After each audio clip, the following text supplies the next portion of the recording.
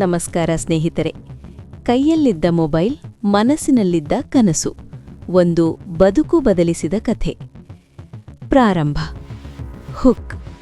ಅವನು ಶ್ರೀಮಂತನಾಗಿರಲಿಲ್ಲ, ಅವನಿಗೆ ದೊಡ್ಡ ಡಿಗ್ರಿಯೂ ಇರಲಿಲ್ಲ. ಆದರೆ ಅವನ ಕೈಯಲ್ಲಿದ್ದದ್ದು ಒಂದೇ ಒಂದು ವಿಷಯ, ಸಾಮಾನ್ಯ ಮೊಬೈಲ್ ಫೋನ್. ಜನರು ಅವನನ್ನು ನೋಡಿ ನಗ್ತಿದ್ರು. ಇವನಿಂದ ಏನಾಗುತ್ತೆ ಅಂತ ಕೇಳ್ತಿದ್ರು.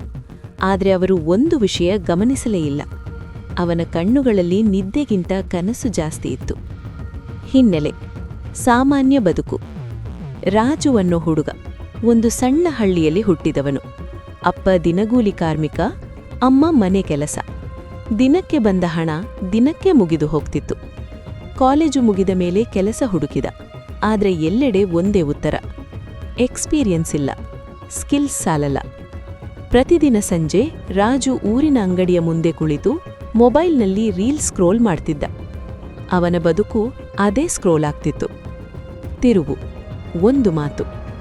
ಒಂದು ದಿನ ಮೊಬೈಲ್ನಲ್ಲಿ ಒಂದು ವಿಡಿಯೋ ಬಂದಿತು. ಅಲ್ಲಿ ಒಬ್ಬನು ಹೇಳ್ತಿದ್ದ, ನಿನ್ನ ಕೈಯಲ್ಲಿರುವ ಮೊಬೈಲ್ ನಿನ್ನ ಜೀವನದ ರಿಮೋಟ್ ಕಂಟ್ರೋಲ್. ಆ ಮಾತು ರಾಜು ಮನಸ್ಸಿನಲ್ಲಿ ಬಿದ್ದುಕೊಂಡಿತು. ಆ ರಾತ್ರಿ ಅವನು ನಿದ್ದೆ ಮಾಡಲಿಲ್ಲ. ಒಂದು ಪ್ರಶ್ನೆ ತಲೆಯೊಳಗೆ ಸುತ್ತುತ್ತಿತ್ತು: ನಾನು ಮೊಬೈಲ್ ಬಳಸ್ತಿದ್ದೀನಾ ಅಥವಾ ಮೊಬೈಲ್ ನನ್ನನ್ನು ಬಳಸ್ತಿದ್ಯಾ? ನಿರ್ಧಾರ. Silent struggle.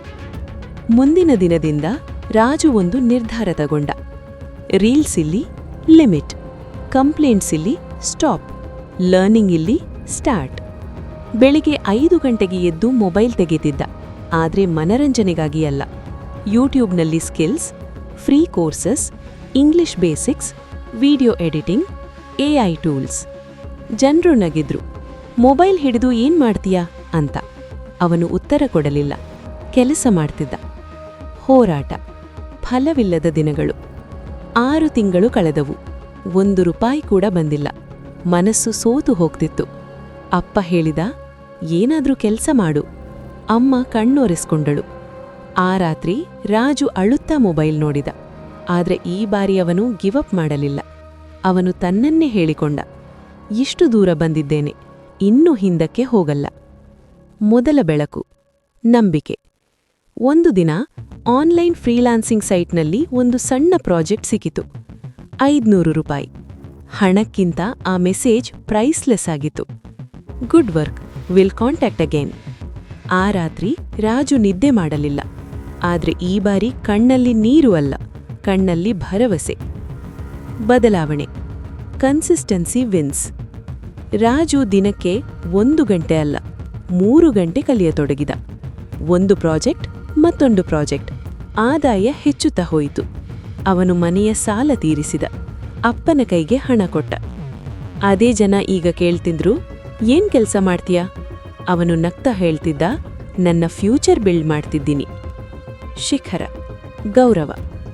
ಒಂದು ದಿನ ಅದೇ ಊರಿನ ಶಾಲೆಯಲ್ಲಿ ರಾಜುವನ್ನು ಕರೆದು ಸ್ಪೀಚ್ ಕೊಡಿಸಿದರು.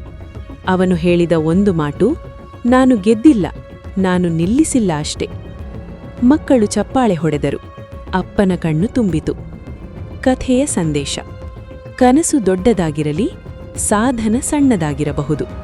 ನಿರ್ಧಾರ ಗಟ್ಟಿಯಾಗಿರಬೇಕು. ಟೆಕ್ನಾಲಜಿ ಶತ್ರುವಲ್ಲ, ಸೋಮಾರಿತನವೇ ಶತ್ರು.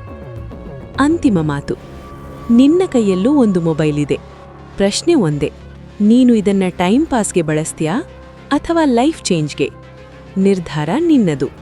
ಈ ವಿಡಿಯೋ ಇಷ್ಟವಾಗಿದ್ದರೆ ದಯವಿಟ್ಟು ಲೈಕ್ ಮಾಡಿ, ಸಬ್ಸ್ಕ್ರೈಬ್ ಮಾಡಿ. ಸಿಗೋಣ ಮುಂದಿನ ವಿಡಿಯೋದಲ್ಲಿ. ಧನ್ಯವಾದಗಳು.